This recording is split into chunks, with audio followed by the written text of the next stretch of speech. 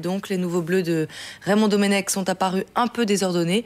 Ils n'ont pas réussi à concrétiser. C'est donc un premier rendez-vous raté pour le nouveau sélectionneur. Pierre-Emmanuel Chinardet nous raconte le match. En Floride, l'œil du cyclone Frances se rapproche des inondations. Le bilan augmente toujours en Ossétie du Nord. Le carnage de la prise d'otage de Beslan a fait au moins 330 victimes. La Russie qui se prépare aux premières funérailles. Les habitants de Beslan sont encore tous abasourdis par la violence de l'assaut.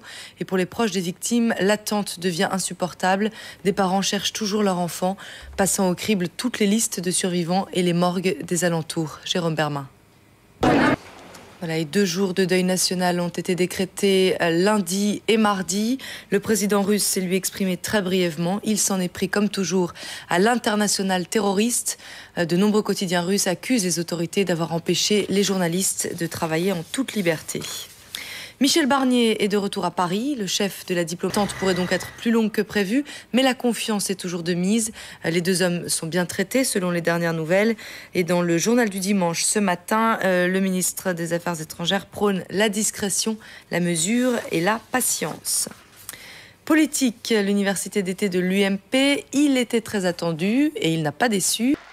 Voilà, et réaction plutôt positive du côté de l'UDF. L'université d'été du parti centriste se déroule à Cogolin, dans le Var. François Bayrou laisse entendre une détente des relations avec l'UMP.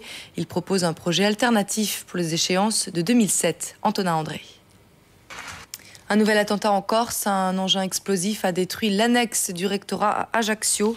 Il n'y a pas de blessés. Et puis on reste en Corse avec la parade pour le retour des vacanciers. Direction Deauville maintenant avec le Festival du cinéma américain.